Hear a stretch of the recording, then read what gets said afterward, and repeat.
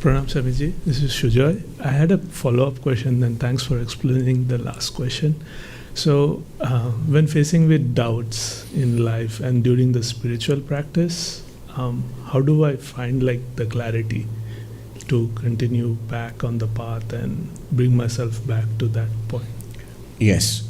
First of all, don't take the doubt seriously. Don't be too worried about the mind. Mind is bored. All right. Mind is doubtful. All right. Mind is not interested. All right. Treat the mind like you would treat a toddler. Take care of it. Do whatever has to be done. But don't take the demands of the toddler seriously. There's an old saying, children should be seen, not heard. So the mind is like a child. Have you seen the innocent, blissful smile on the face of a baby? Completely blissful, so beautiful. But next moment that baby can fly into a rage and scream as if the world is come crashing down. Nothing has happened. Just some little baby problem. The mind is like that. Therefore, it is only the immature parents who jump around to the whims of the baby all the time. They will collapse from exhaustion very soon unless they learn better. So they don't jump around at the demands of the mind.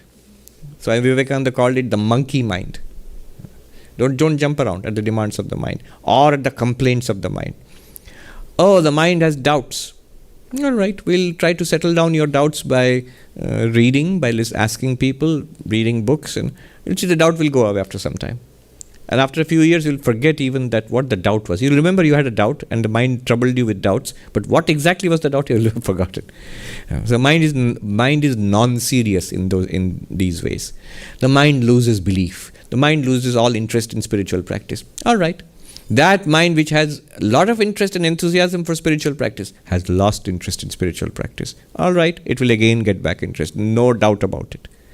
What we need to do is, at the moments when the mind has doubt, at the moments when the mind is bored, at the moments when the mind is not interested in spiritual practice, to whatever extent we can, don't break. Just carry on the spiritual. Your reading, your little meditation, your little service that you give to humanity, whatever. The 4 yogas. Carry on. From the Vedantic perspective, if you ask, a mind has a doubt, it is in that indubitable light of the self, in that I, the one witness consciousness, to me the mind with its doubts are appearing. What is it doubt about? That its mind is doubting, am I really the self? It is appearing to the self. It's laughable.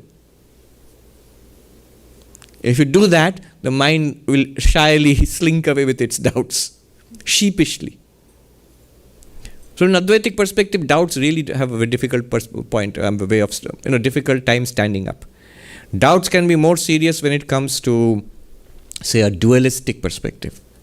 In dualistic perspective, we believe in a God. We believe, we don't know yet. But who does not know that they themselves exist? You cannot doubt your own existence. The moment any doubt comes up about that, go back to your own existence and start from there. Notice this doubt is temporary. It is coming up in the mind in the waking state. It will also disappear the moment the mind goes into a dream state or a deep sleep state. Why dream or deep sleep? Now itself, within a few minutes, this doubt will disappear. Why take this doubt so seriously? And in Advaita Vedanta, another advantage is, so first of all, from the perspective of the unmistakable light of the self, that consciousness. It's like doubting the existence of the sun. You're reading, does the sun exist? You're reading by the sunlight. It's even more direct, even more indubitable than that. So that's at one level. At another level, Advaita Vedanta, a more lower level, Advaita Vedanta has a special advantage that every possible doubt can be answered.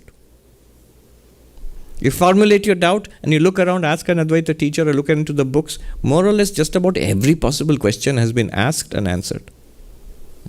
It's been going on for centuries, millennia. I remember when I asked my Advaita teacher, one of my teachers, in front of the gate of Belur Math, Swami Sarvapriyananda, that I asked him, I have a doubt, may I ask hesitantly if he will get upset. And he says, ask away. Better minds than yours have pondered on these questions and have asked questions for thousands of years. Don't think that because you have a question, Advaita Vedanta will come tumbling down. Don't be afraid. Ask away. Whatever you want to ask away.